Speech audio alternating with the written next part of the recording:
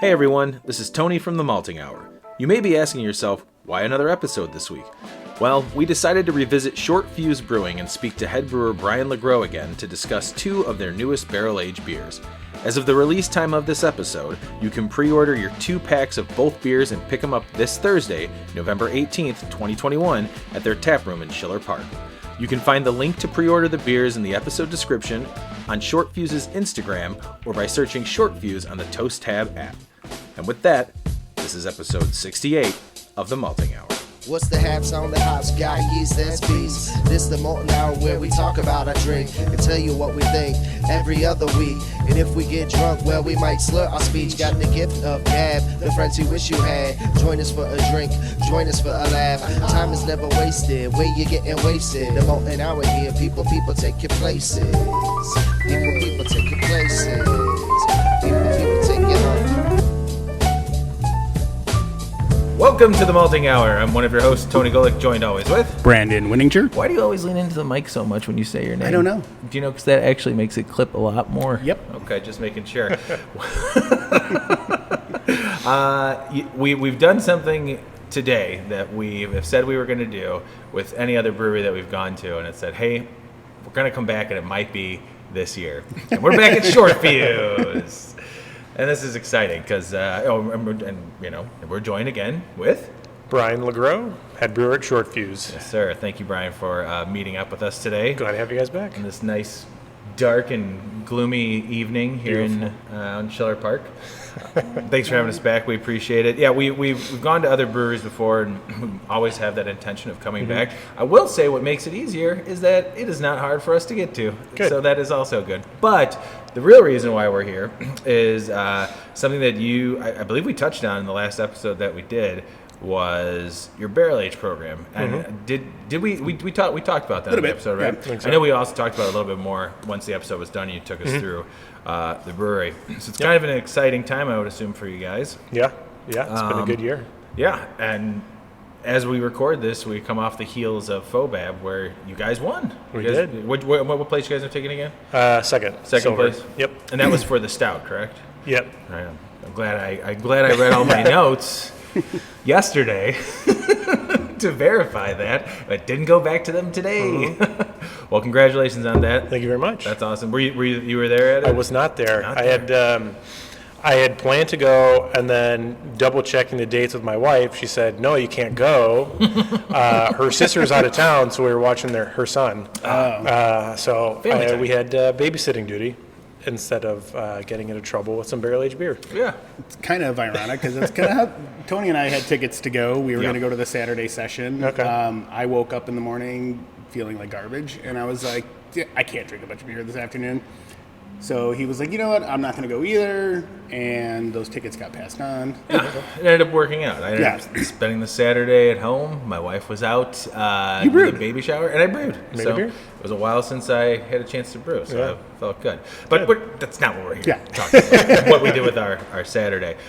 So tell us about the barrel age program. It had been some time since you guys were able to do it. You finally, got it back going, and here you guys are. Yeah, it started from scratch, and this was one of 2 beers that has been in barrels the longest. This was in barrels for 18 months, and we started, like a handful of months ago, getting samples through all of our barrels of stuff that was coming up on, 18 months to a year old. And this one, Precious Little Treats, stood out, and then our Barleywine, the other one that was submitted to FOBAB, definitely stood out as the 2 that were like the most ready to go. So we just got our heads together on names, label ideas, and came out with a medal at FOBAB. That's awesome. Yeah. Yeah, and the picture for this episode will be the 2. I'm going to actually steal it from your Instagram. Sure. Okay. From the Short Fuse Instagram. That you guys can see the artwork. It is super cool.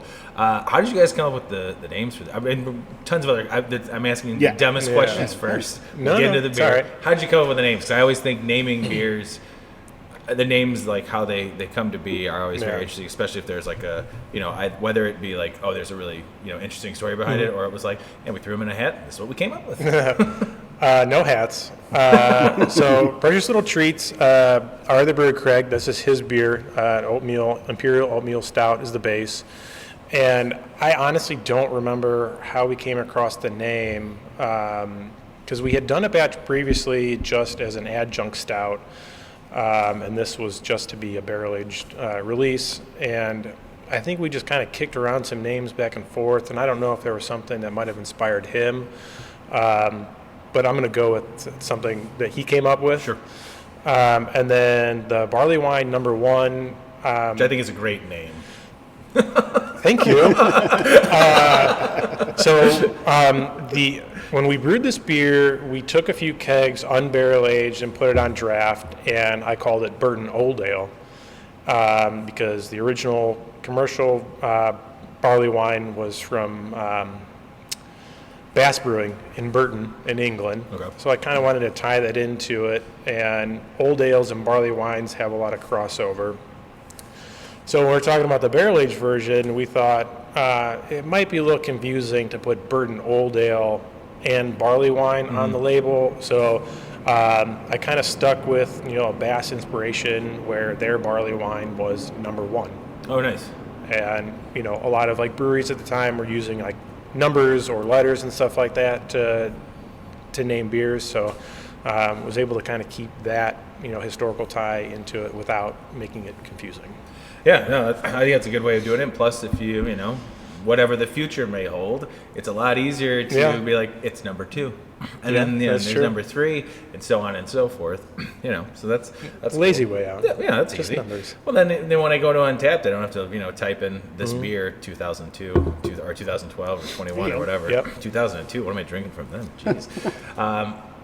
So you had said that it's Precious Little Things, correct? Precious Little Treats. Precious Little Treats. Yep. That was originally just a adjunct stout. Did it have the same name, or what was the Same name, and I'm drawing a blank on the ingredients, but definitely in the pastry stout realm.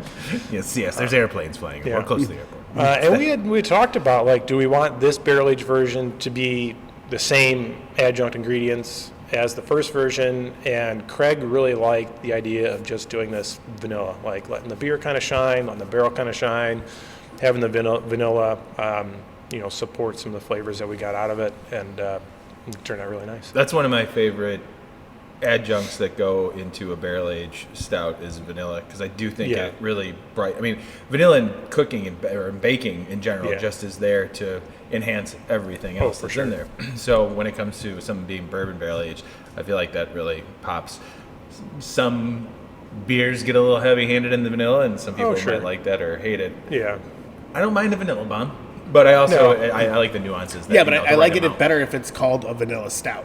Sure. Like if that's the prominent name. Like If it's like a vanilla stout's not even a stout, but like if that's how it's presented, then you're expecting it. If you're not expecting it, then it's a little too much sometimes. Yeah, it's a lot of pudding. I'm interested to see Revolution just did or is about to release their Vanilla Death or Death by Vanilla, and I've not. I'm interested in seeing how that turns out, because I don't think I've ever tried that from them. No, but I did see their process, their Instagram reel or whatever they did, and it was like the process of like 300 vanilla beans or something like that. And I was like, that's a lot of vanilla beans. But again, if it is a barrel of 55 gallons, then you need a lot of vanilla beans. So. And nothing compared to how many gummy bears go into Barry White here. No.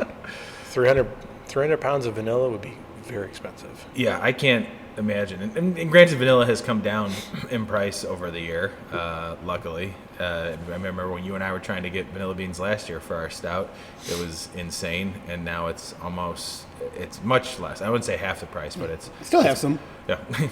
Well, I do too, by the way. I have a different one. What barrels did you guys end up using? Did you guys use different barrels for each beer, or was there like a specific one you guys had in mind? Yeah, so Precious Little Treats was all Weller barrels. Right, So that was those even more now. Those are good ones to get a hold of, and the majority of the barley wine was Baker's bourbon. Okay. And I had completely forgotten that there was a 5th barrel that was a Blanton's barrel. Oh, wow. So we got a little Blanton's mixed in with that. Oh, nice. So did you do a blend at the end? Yeah, and I mean, to do just like a single like bourbon barrel on its own, to get that package just is a little more complicated with what we have in terms of packaging. So we just decided to blend it all together. Oh, that's nice. I'm not familiar with Baker's bourbon at all. Are you? I may have had it, but You probably would be more. It's a pretty good one. I am familiar with Weller, but not because of hype around it, but before I even knew that Weller was a big bourbon that people went after. A friend of mine had told me, like he's a big bourbon and Scotch collector. So much in his kitchen, he's got different tiers on his wall where he has all these bottles stacked up, and he was like, whatever you want to try, this is good. And I was like, thank you. I'm sure some of this stuff is very expensive. I'm like, what would you drink? And the first thing, I forget what color it was a Weller. And I was like, a wheated bourbon? What the hell? And I just fell in love with it. Yeah. I mean, the mouthfeel on that bourbon. how do I not know this friend that you You've met Phil before. Introduce us. I'll bring Phil next time. Phil is a person who I do want to bring on the podcast. Yeah. He only likes stouts, German beers, and bourbon. That's it. He's Nothing wrong with that? He burnt himself out on IPAs a long time ago, he said. That's fair. Yeah, everybody does it at some point, right? But yeah, Weller, I really do like the flavor, and I was really impressed very with it. nice. To know that is the barrel it's in. I'm doing a Yeah, Monty Burns finger thing. Weller right is now. one of my favorites. But I think is Weller in the same? I don't know. Is that the same family as Buffalo Trace? Or I don't know if they're different families. There's a Weller, Buffalo Trace, and then and I think of Pappy, and then there's like a family that some of those are linked together, and I don't know which ones. Where's the neat pour crew when you need Yeah. it? Well, it could be a Heaven Hill brand. It could be. All I know is that I like Weller. It's And I have a couple bottles of it because I keep buying You that do. special reserve every time I see it at retail price. But the first time I had Weller was I bought a bottle of 12-year at Fishman's, and he just had it on the shelf for $30 at the time before people were all crazy about Weller. So I kept buying those bottles every couple of weeks because I was in a bourbon kick when I was living in my condo by myself. So I didn't have to do, so I'm drinking bourbon every night. A little younger, and then you know. suddenly it disappeared, and then I was like, well, where'd it go? He's like, I don't know, everyone's looking for it now. I'm like, what? And then Weller just kind of took off from there. Yeah, that's how my buddy yeah. Phil ended up with a whole bunch of bottles of it. He was in Tennessee or Kentucky, I'm not sure where, but there was a little gas station that I went to where there was no limit on bottles, and the bottles, because where it was at, were super cheap. So he just is like, okay, well, I'm gonna buy 8 of these. Is that okay? And he wasn't out hunting for it. He just really liked it. And he was like, so he ended up with a whole bunch of bottles of it. Nice. Which is why Very cool. yeah. So kind of shooting off from the barrel aged beers, currently we are not drinking those right now. We are drinking something different. So I kind of want to talk about what all of us are drinking.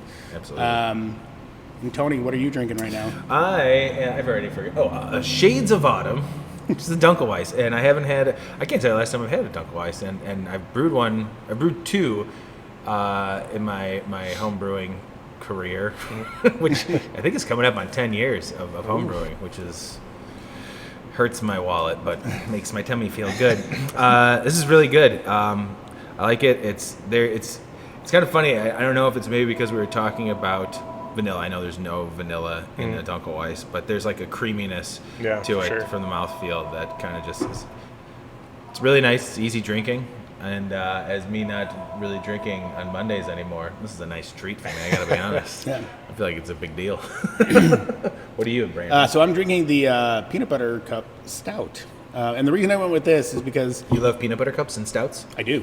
And Halloween just happened, and I have been really good about not digging into any of my kids' Halloween candy or the ton of leftover candy we had from trick-or-treaters.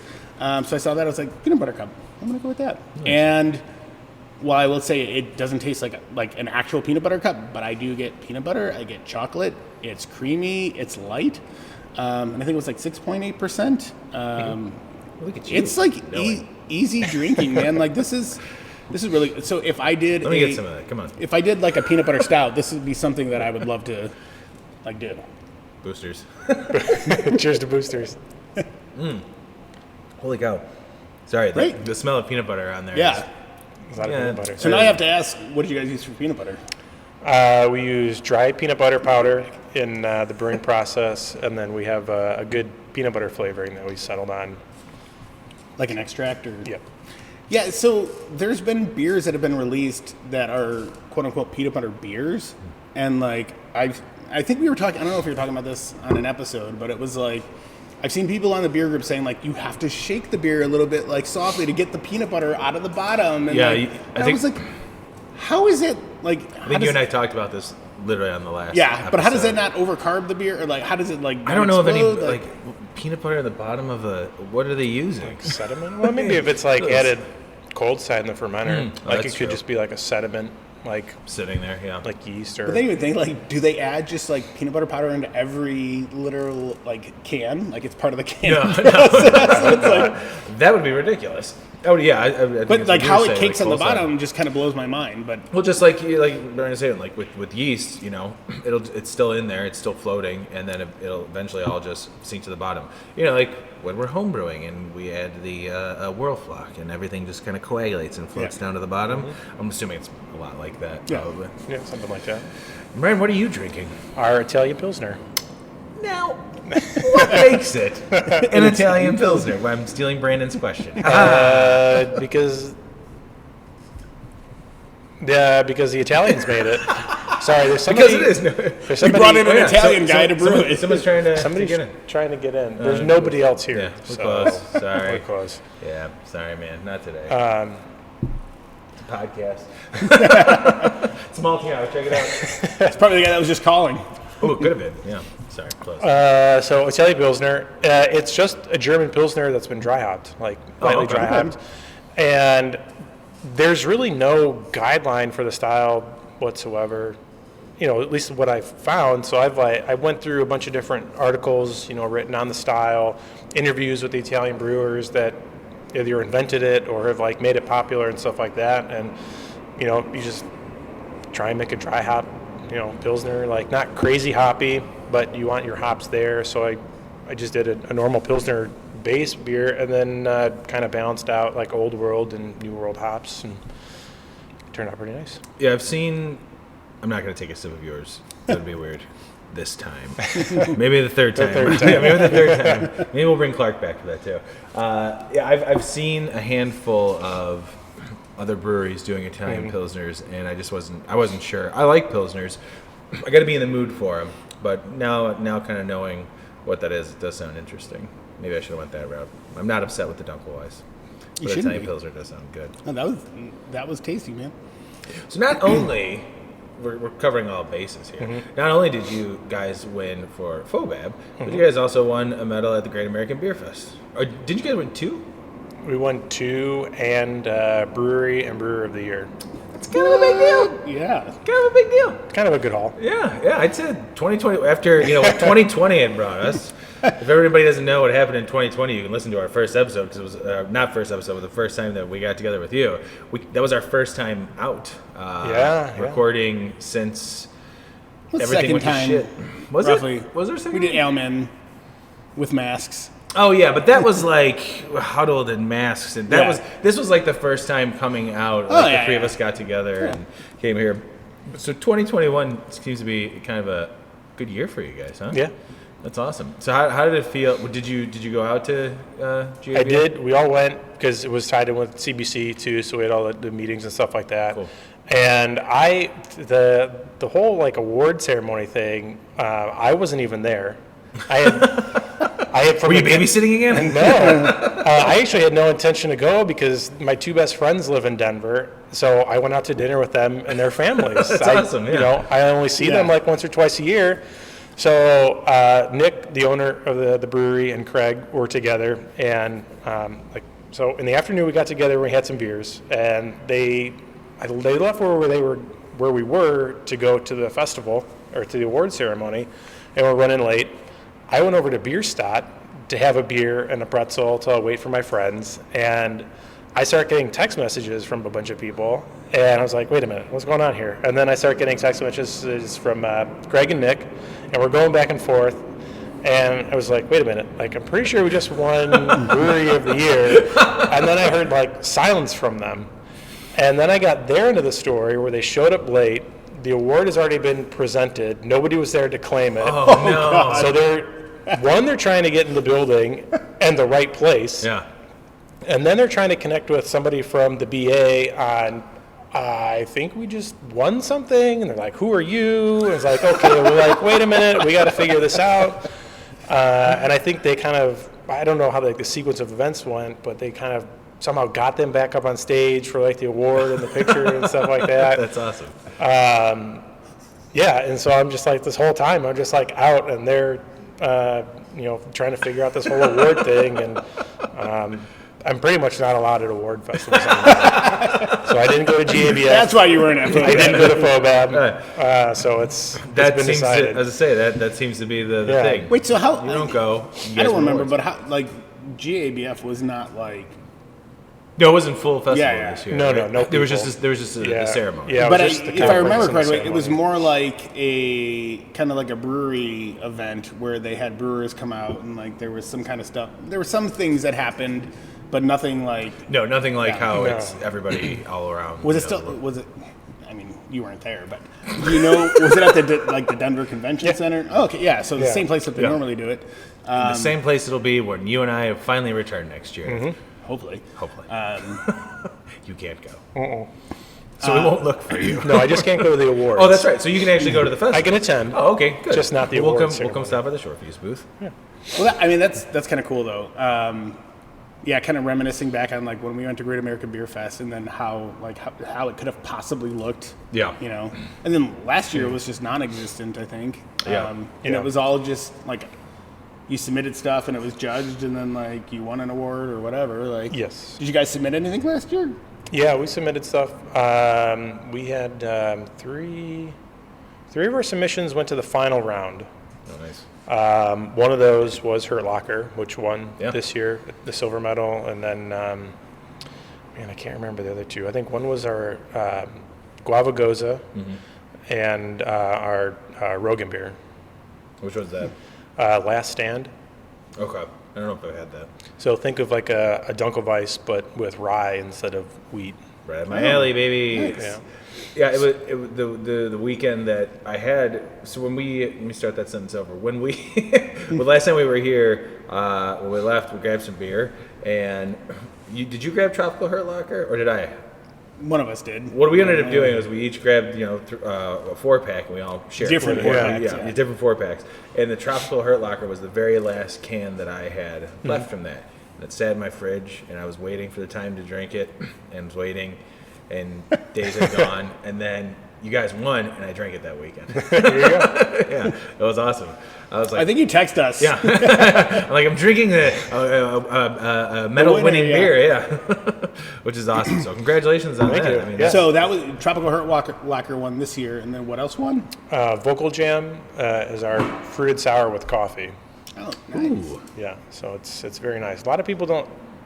I don't know. I guess they don't like the idea of like coffee sours, but I never thought of that, but I guess it works together. Really I was gonna well. say it does make sense. Yeah. I mean, You the wouldn't have acidity, won if it didn't. yeah, I mean the acidity in coffee.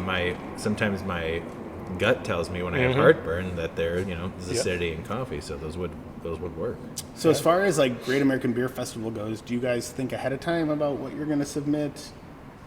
Like we're a month or two off of this past one. Like, is there any thought about what you're going to do for next year? Or? Yeah, we'll think about it. For example, we actually just met today about World Beer Cup submissions for next year. Awesome. And then we also talked about European Beer Star. I'd like to get stuff entered into that. We've entered stuff into the U.S. Open Beer Championship. We do that every year as well. And then GABF will have a similar discussion about, however many months out, we'll kind of figure out like, okay, are we going to like brew this specifically for this, or is it already in the schedule around the time that we can get it like brewed and packaged and sent in? So yeah, we definitely take some time to think about that. Will this meeting now start off with like high fives because you guys like, hey, high fives, we did It didn't, and maybe it should. this time? Yeah. So, well, and that's a good question too. So Great American Beer Festival just happening. Do you guys see like an uptick in business? That's always something that I wonder, like... For if you win awards and stuff? Yeah, like you won awards, do people come in and start asking for that beer? Yeah. I know we've seen an uptick in sales in Hurt Locker for sure. But like overall, have we seen an uptick? I'm not totally sure. I know just the world in general, I think, has been a little bit better. So the tap room's been much busier, which is nice. But I wouldn't say you could point to one thing and be like, like 3 weeks ago, like boom, that's when everybody like started coming in. But and it's hard to tell also if FOBAB would do anything because it was literally 2 days ago as we're recording this. Yeah. This is coming out next Monday. We can always see how like pre-orders, because we put that up on Instagram and stuff like that. So maybe people, start clicking away on today. Did you start clicking on it yet, Brandon? I click on everything. I know you do. My wallet knows too. Yeah, I know. There's a couple of things that you asked me. We're doing this. I'm like, I can't. There's so many not this in particular. Other barrel aged beer. I mean, this is such a great time. I know we talked about this. I think maybe on the last episode. At this time of year in Chicagoland area is kind of super special. It's the best time to be in Chicago and enjoy barrel aged beers. I mean, not only with FOBAB, but I mean just places. Everyone's releasing things right now, and it's insane. It's insane how many barrel aged beers are available. Yeah, and this time of year. I can't think of like any other markets that I know of that like have such a heavy like barrel aged stout presence. Yeah. I mean, it stemmed from Chicago originally, so I think like this is kind of where everyone replicates it. So, and I'm okay with that. Absolutely. My wife is not. Yeah. But I can't think of like New York or like San Francisco or like these big cities. Like there's no. Even San Francisco, I don't know of any barrel aging programs really. I mean, Sierra Nevada probably does some stuff. Absolutely. I mean, I know they do. But like, well, it's who's a Anchor's team? Anchor's team too. Anchor has some also like Barleywine, I think. They have a Barleywine Yeah, in they barrels. got a Barleywine. Well, it's Stone, but they're in San Diego. Yeah, but you can't I mean, I've been to San Francisco enough times to see a lot of the smaller breweries, and I don't even know if they're putting out like. Yeah, I do think that with Chicago, it's just kind of because it's a part of craft beer here in general. So and like now that all of these sales have happened, so like Maplewood, for example. I was like watching their feed about people being like, "Oh, I didn't get Maplewood beer," blah blah blah, and I'm clicking on the people, and I'm like, "You live in Arizona, you live in like New Mexico, like, all these people that live out of state that are like upset that they couldn't get a proxy to like send them their beer." I'm like, "Oh, sorry guys." Soon enough for everybody, right? Yeah. Yeah, I mean, it's just crazy, but there's just so much good barrel aged beer here that like, and I've told Clint like. Lake Effect is kind of a sleeper. Short Fuse now, obviously, like they've got great barrel aged beer, and if people aren't looking for it, they're missing out, man. Yeah. Like, It's easy to get overshadowed by Goose, Rev, Half Acre. I mean, like those are the big boys, and obviously they're just like killing it with those kind of beers, and it's easy to forget about that stuff. And if you're not close to it, but I also think it's kind of cool because then like you can. Supply the people that come here. Like it's not going to be sold out. Like people come here that know it and love it and that have watched FOBAB. And hopefully it does sell out though. That's I mean, obviously, unless you want to keep some back for a couple years later, release some vintages. I mean, but that being said, like you want to be able to supply your masses. Like that's kind of key. Yeah. All right, let's take a break. We'll be right back.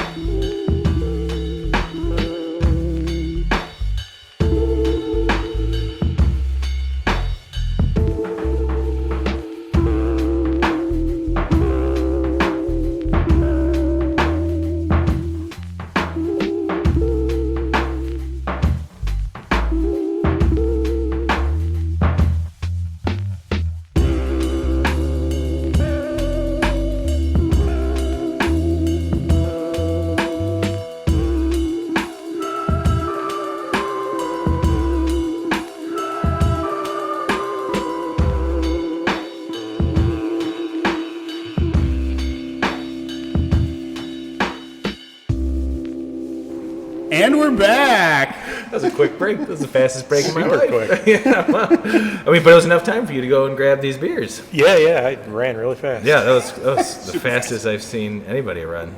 Are you related to the Flash? Maybe. I don't know. Well, so we don't get... I don't think anything would ruin our palates. We're drinking barrel-aged things here. I'm saying barrel? Barrel-aged, yeah. This Dunkelweiss really got me. What should we start with? What do you suggest? I mean, either one. Brandon, you choose then. Let's go with the yellow can. Okay. It's the barley wine. I'm going to have you open it. So I know we just talked about it.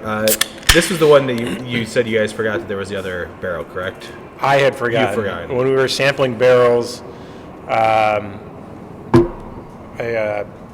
had tapped into the 4 Baker's barrels, and we sampled those and kind of came back to the barrels just to, I think, get some more samples of other stuff. And I had noticed one that was like up on the top, and I had to get a ladder out to like read it, and I was like, where the hell did this Blanton's barrel come from? I completely forgot about it. And I was like, oh, barley wine, okay. So I don't understand or even remember like the sequence of like, because they were 2 different purchases, but they must have been like back to back with the intention of, I don't know. Using it. Apparently I was there, but I don't remember. It's like going to the same room over and over again. You Yeah. Yeah, I mean, you would think that would, like in the end, would be an overall discussion. We're like, yeah, we're going to blend them. And it's like, well, now we've got these, now what do we do with it? Unless the plan was, let's do a one-off. Single could have barrel. been. Yeah. Well, it worked out in the end because I just took a sip of this, and this is, pardon my French, fucking delicious. Holy yeah. hell. And you know, I will say this: I was kind of taken back by the color of it. It is darker. It's dark. Yeah, it's much dark. As I'm like, I saw it go into Brandon's glass. I'm like, that kind of looks like a stout, and you were pouring it. It's also very dark in here right now. Yeah, that's true. Yeah, it's also true. But it is a very Not to dark mention. beer. It's like kind of looks like a cola right now to me. Until Brandon puts the light up. Yeah. No, Okay. yeah, it's Yeah. cola. Yeah. Yeah, but there's more brown. It's notes very in deep, there. yeah. That is so. Have you guys have said you have done a base of this without barrel aging? Correct? No, this beer. This one. So this beer at the I end do of pay attention when we talk. Yeah. I just mix up the Sure, facts. sure. I have to go back and listen to the You're episode. close. Yeah. Still close. No, so right before this went into barrels, we took like 2 or 3 half barrel kegs just to have in the tap room. Gotcha. I think the timing of it, we still had people in the tap room last year, maybe a little bit, but it was like, okay, well, let's just like take some off and have it to serve to people, and then the rest went into the 5 bourbon barrels. Nice. Is this something that like? I'll ask the question and we'll get into the tasting notes and everything about this. Do you think that just doing the regular barley wine without barrel age might be something you guys brew again to maybe have on tap? I'd like to. Yeah, this is. We just scheduled to do this again in January or February. I think it's on the schedule to be brewed. So I think we'll probably brew a little bit extra for either draft only or maybe a little bit of a can release, just unbarrel aged, and then the rest of it will go into barrels. I do favor barrel aged barley wines more than regular barley wines, but there is a particular sweetness to some barley wines where I'm like, this would be really nice. Sure. And while barrels do impart their flavors, Yeah. the barley wine itself, this is nice and sweet. This is a nice it tastes like reminds me of like a creamy burnt. I got a lot of creaminess going in my mouth, I don't know. But like almost like a burnt caramel type taste in there that I get from it. Yeah. The barrel presence is pretty big. It was good, yeah. In a good way. I know there's beers out there that sometimes the barrel kind of masks what the beer actually is. And for sure. And I feel like this doesn't do that.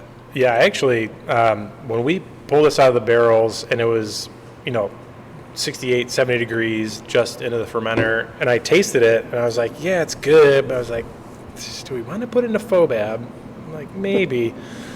And I came back on Monday and we had it carbonated. It was cold. It was like 32 degrees or something like that. And the guy that runs our packaging line had poured me a sample of it, and I had to like go back and find him to ask him what it was, because it just had that time.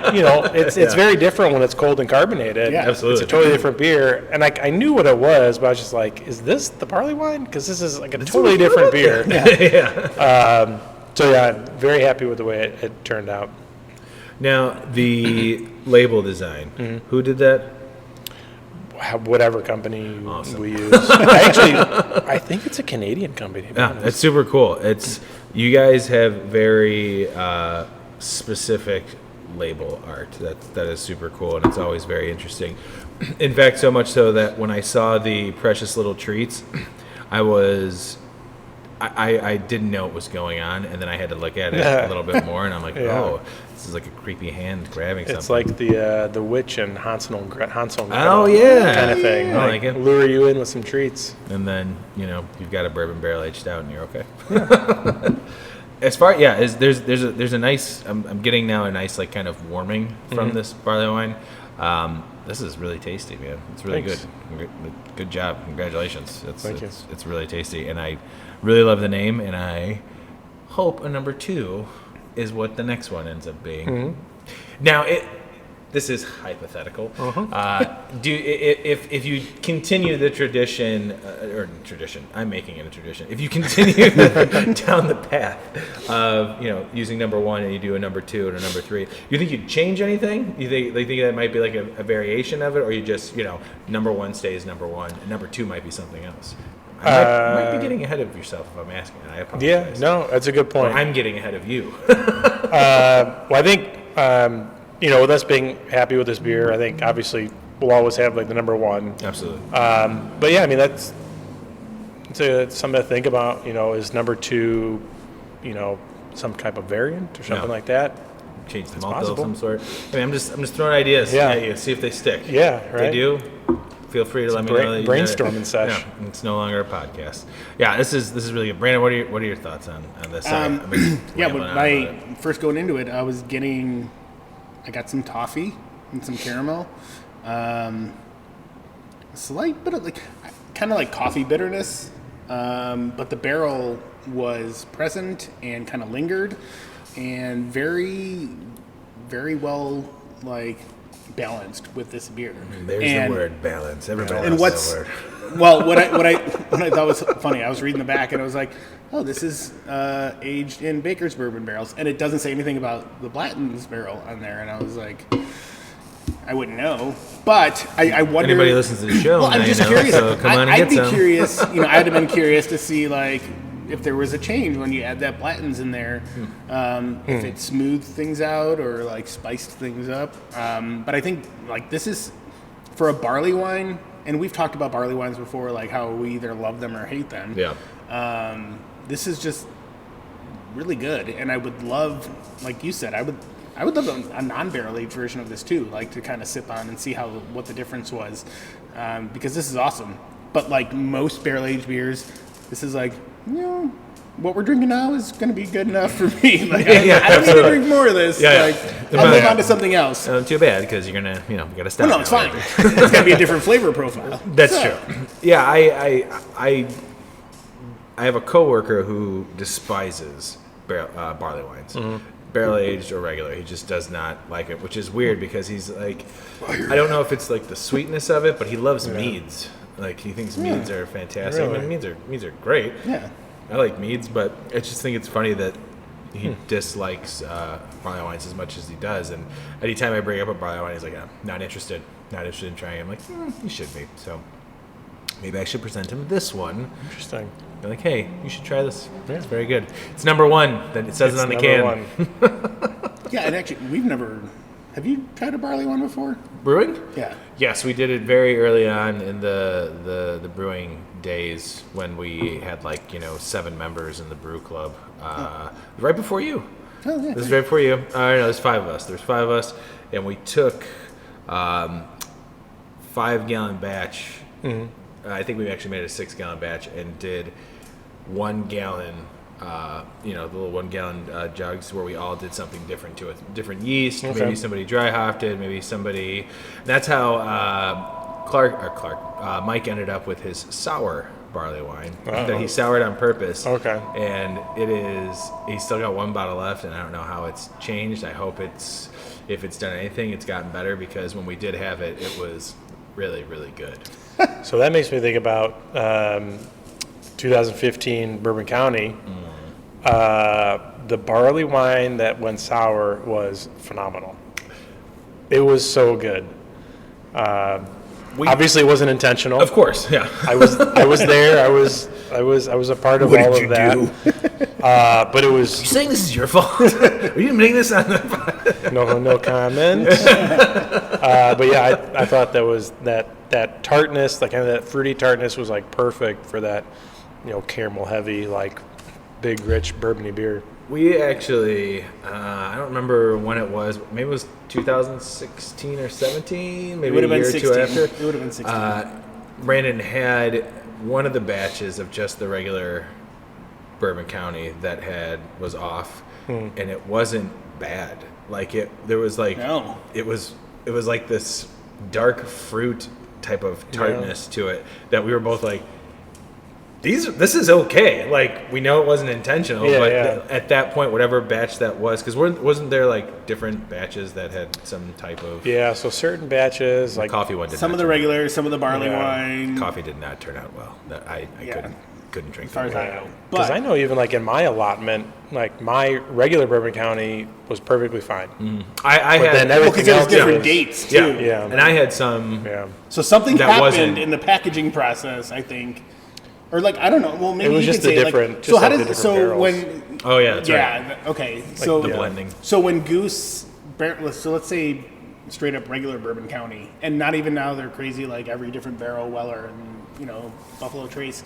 Yeah. When they Speaking of stouts, I'm gonna open up this. when next they one go first. when they like normally when they would do the bottling, was that all like in the end it was like the same type of barrel, correct?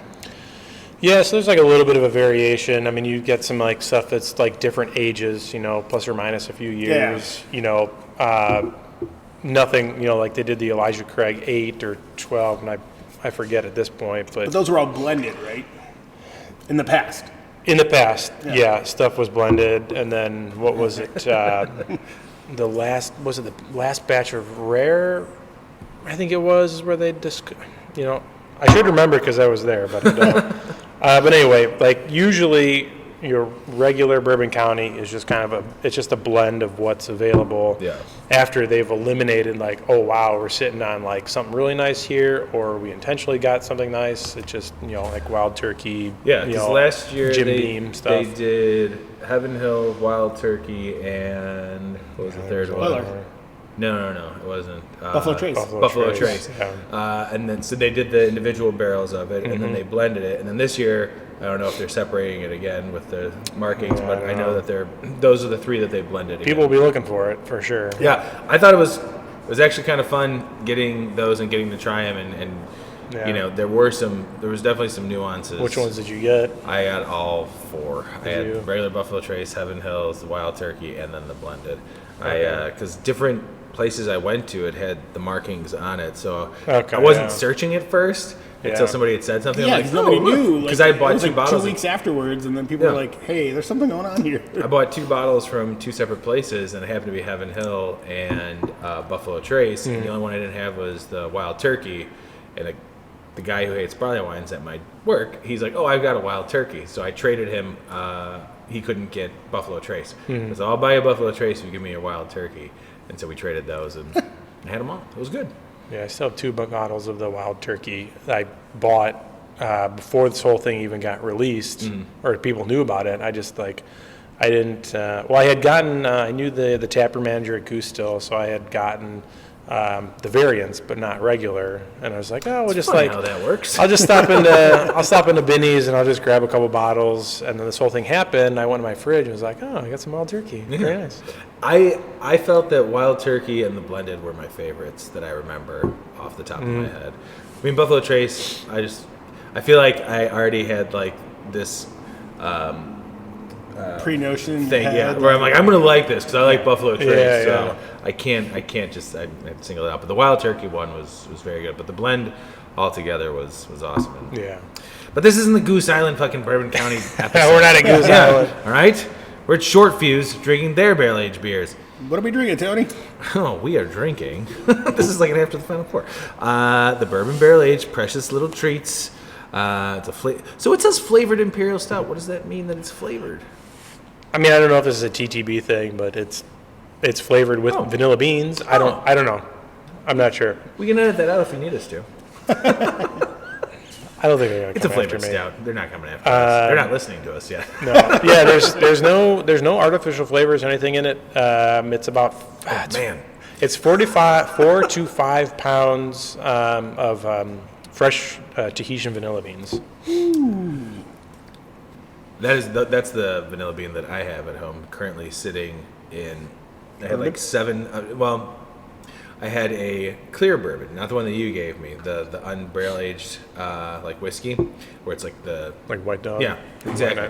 But Was it White Dog? 'Cause no, I it was gave you White Dog. I finished that White Dog. Finished the White Dog. Now this is a bottle that Stephanie. You know what? I'm not gonna say anything about it because in case anybody ever hears this, nobody knows that a gift maybe got regifted. Okay.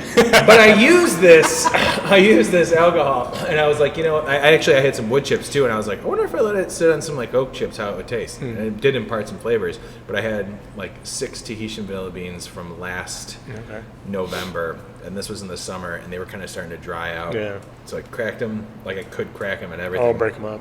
Break them up, put them in a tiny mason jar, poured the rest of the clear gold You didn't skin on them? top of it. Nope. Left it in there, shook it up, and just recently, so it's been sitting there now for 4 months in there. And the mason jar is like this big. You guys can't see it because you're listening to this. It's very small, a couple ounces, maybe 3 ounces. And I smelled it recently, and it's super strong. And I even like just took a little sip to see what it's like. That is vanilla goodness that I'm saving for it makes something that we're going to brew. You're making essentially vanilla extract. Yeah, well, no, that's exactly what it is. Like, so one of the hot sauce bottles that we use, I put like 5 or 6 sticks of the Madagascar vanilla beans. I skinned them, put them in there with everything, Buffalo Trace. It's been sitting for like a year now. Yeah, I use that in that's all good. of our baking now. And then I just top it off with Buffalo Trace, and I put it back, Shake it out. It's just going to be bourbon going into your cupcakes. Well, according okay, to too. either That's fine. not Paula Dean, like the whatever. I don't Who's even listen the to Paula woman? Dean anymore. She probably likes She likes bourbon in butter. her. I don't know Yes. the other woman. I forget her name, but the redhead woman on Food Network. Oh, yes. She does the Southern cooking show. Yeah, Pioneer Woman. Pioneer Woman. Yeah. So she talked We know, about we know our Food Network. Yeah. she talked about making your own vanilla at one Yeah. time. And I think Paula Dean probably did at one point. But anyways, We can get off politics. yeah. So Pioneer Woman, I think, did it, and like she used bourbon, and I was like, all right, I'm going to do that, and that's what I did, and it's literally been like going into our cookies and like whatever. So making me some cookies, buddy. Yeah, dude, totally. Well, I'm saving the little vanilla extract for whatever we do because there is a fruitiness that I feel like kind of comes in with Totally. the Tahitian vanilla Yeah. beans. But this, you can definitely tell vanilla's in it in a good way, and I like how much vanilla's in it. I love vanilla. I like vanilla ice cream. I love all different types of ice cream, but if it came down to it that I had to choose an actual flavor, I totally love just. Right. I prefer French vanilla ice cream Okay. with a little bit of a little like black the specks in the there. specks, yeah. Yeah, I just my grandma and I used to be the only 2 people when we got ice cream. We would eat the vanilla, and it was great. So vanilla in a beer like this is awesome, and this does like pop. It's not like a bomb of What if you vanilla, put but vanilla ice cream in a beer? that's called a float. No, like in the brew, like in the mash. Instead of lactose. Yeah. How much ice cream would you have to use, you think? A lot. Couple pints. Whatever you want. All right, we're coming here. Go to the store, buy a 5-gallon jug of like French vanilla ice cream, and dump We're it gonna in. try this, aren't we? Yeah, probably. Well, before we get to that, this is really good. Yeah. This is delicious. It's getting really nice. Yeah, it's it's really nice. The barrel, the barrel to me. Well, we didn't drink any water or anything after we had the barley wine. I feel like in the barley wine, the barrel hit you a lot more. You can still get the barrel in this beer, but it's a little more subdued, and maybe that's because of the vanilla. It's all kind of, I don't know, maybe blending a little bit nicer and it's not kind of standing out as much? A little bit. I think even just sampling this too, I think just like the nature of the malt bill in this, it's a darker beer. There's a lot of like darker flavors going on. I think that not overshadows it, but I think it's another thing that's kind of competing in the mix. I mean, you could even smell the vanilla coming off of the beer. Yeah, and what's interesting is, so this is only, like ABV-wise, it's only 1.5 points difference. This is 11, the other one was 12.5. The barley wine felt hotter as far as like, warming? Yeah. But hotter, significantly more than this does, and this is like more soothing and more like more relaxing. No, it's not that. That's because it's a Weller bourbon. But yeah, but it's just more like literally, it's more warming when you drink it, but not hot. Like everything blends so much better. And I'm not saying the other one was bad, because for a barley wine, I think that suits that really well. That flavor profile is perfect. And then for this is like also very pleasant and good to come off that, because we talked about like how, beers like, like a hot beer like the previous one is like a one and done. This is a little more like I could go into this and like I'm not like fatigued. Yeah. My palate's insane because I would drink both of them. I could drink them back to back, either one of them. Now, will my body be happy about it? Probably not. No, there's a difference of I could versus I should. Right. Yes. Right. This isn't a super sweet beer either, which is nice. No. I think just in terms of like a finishing gravity too, the Precious Little Treats finishes a little bit sweeter, a little bit like higher finishing Play-Doh. And the barley wine, I mean, there's no caramel malts. No, there is caramel malts. I'm thinking about our wheat wine. Sorry, I'm getting things mixed up here. But the barley wine did finish a little bit, lower finishing gravity. Interesting. A little bit higher in the alcohol too. So I don't know if that kind of plays into it a little bit. Sure. Or if it's just in my head. Both. Yeah. It's going to be up for the consumers to decide. Yeah. If people aren't already trying to get this, you guys have the pre-sales up right now, correct? Mm-hmm. To order. When is it actually released fully? Or is it this Thursday? This Thursday. Oh, okay. Cool. Brandon, hop online right now. If you haven't already. Which you probably have. Both of these beers I think would be I kind of speechless on, like, and I'm not just saying that because you not invited us. We invited ourselves. We invited ourselves to come back and talk to you about this.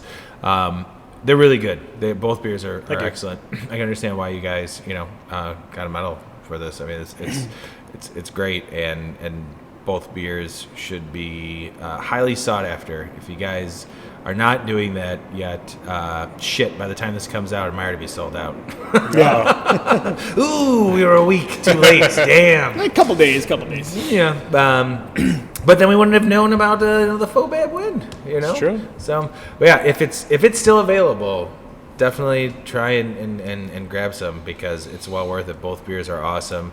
I'll put them up there with any other barrel-aged beers that I'm looking forward to drinking this year. So, and if you can't get any or don't get any, we do have a bunch of barrel-aged stuff that'll be released throughout the rest of this year and into the beginning of next year. Ooh, that's even better. Can you talk about any of that stuff yet? Sure. We have one beer is an Imperial Rye Stout in rye barrels. It'll be a blend of rye barrels. We have, I'm trying to think of the order of stuff here. I really like rye stouts. Rye stouts are I love rye. I do too. And I think a rye stout goes with my love of rye whiskey. So that was one of my inspirations for it. Is like, I mean, rye in like the whiskey realm is like, it's making a big comeback right now, and I love it. So I had to do that. We have another one. It's a stout. It's all Colorado sourced malt and all Colorado sourced small batch whiskey barrels. That's cool. Yeah, that's super cool. Very excited for that. We actually decided we really liked the flavor of that barrel, and decided that we actually wanted to let it go a few more months before we pulled it out. Nice. We have I'm trying to think, we got six bourbon barrels of Pappy. So we have a big stout in Pappy barrels. What? And the listeners don't know that, but both Brandon and I just kind of did the whole head cock like, huh? What? Yeah, we were somehow fortunate enough to get contacted about some Pappy barrels. I forget what happened, but we thought we were getting 12 or 13. We only got 6. And the person, the company that was selling it was like, oh, sorry, like something got mixed up, so you only get 6. So better than nothing. We have a big imperial stout in Pappy barrels, and then I'm forgetting something else. But those are the next 3 for sure. Well, that's super exciting. I almost missed the chair there, guys. So we've got some good stuff coming up. Nice. Yeah. That's super exciting. Now, I know we touched on this a little bit in the beginning, and I know in the previous episode. How long has it been since you guys have actually had a barrel age project, or like for as far as like stouts and stuff like that? Has it been a while? So there's always been stuff, but the stuff that we currently have and the 2 that we've tasted here is, well, let's see, like these were, I can do the math on this, right? So these are 18 months. Now that we got you to drink, so stuff, can you do some math? 18 months, less than 2 years since we started fresh with our barrel program. That's awesome. Well, right out of the gate here, man. These are good. And now I'm super excited about the other ones. And they're winners. Yeah. So really? Man, yeah. Literally. But yeah, these are delicious, and I'm very fortunate, and thanks a lot for sharing these with us and coming on again and talking to us about it. I won't say that we'll, keep setting it up for every time, especially with how many barrel-aged beers you guys have coming out. But, who knows what's going to happen for 2022? If you're down to sit down and talk with us again, maybe we'll do it in the summer this time. Yeah. Instead of just fall and spring. Well, I'd say we could sit outside, but it's a little too noisy. I mean, who knows? By that time, we might have some better microphones that might cancel out some noise. That's my plan for Christmas for myself. Get myself one better mic. You and Clark are on your own. Sorry. And Clark says hi. Sorry, Okay. Clark. Hi, Clark. There you go, Clark. There's the one shout out to you. Is there anything else? You guys got anything else you want to talk about that might be, other than the barrel stuff? Upcoming events or anything like that? Things that you're excited about happening for the end of this year? A little bit more of the Barleywine because, No events that I can think of. We're open Tuesday to Sunday now. I know we've got our bingo back up and going. Nice. I do forget which day that is, but you can. I was just about to ask. You When's can, bingo? Yeah, check our social media. Yeah, check social media. Follow out. It's just short for barrel aged stuff coming up. We've always got newer beers coming out. So just keep tabs on us. We got some fun, exciting stuff always coming out. And we usually repost some stuff from you guys, so you can find it on us if you guys are too lazy to just click follow Short Fuse. Yeah. I just went back to the Barleywine. It's a nice contrast of going from from the Barleywine to the stout, now stout back to the Barleywine. That's very fun. So everybody should at least get both of them. Don't just buy one. Drink them side by side. Yeah, drink them side by side at once. Blend it. Have fun with it. It's delicious. Did you blend it? No, absolutely not. I mean, that's not a terrible idea, but let's not get ahead of ourselves. Brian, thanks again for coming back on. We appreciate it. Yeah, of course. Congratulations. Yeah, congratulations on a successful 2021. Thank you. Coming out of a shit year. This is great. I know. Good rebound. Good news all around. Brandon, love you, man. Love you too, buddy. All right, see you guys next time. Bye. Cheers. This has been The Malting Hour. Be sure to follow us on all social media by searching The Malting Hour and at themaltinghour.com. You can also follow us on social media platforms individually. Brandon can be found on Instagram as BMDub81, on Twitter, BDub81, on Untapped, BDub Drinks Beer. Tony can be found on Instagram and Untapped under Asa Phelps Chicago. On Twitter, The Asa Phelps Chicago. Clark can be found as Clarkowski on all 3. Be sure to subscribe, like, and rate the show on your preferred podcast listening platform. Until next time, cheers from all of us at The Malting Hour.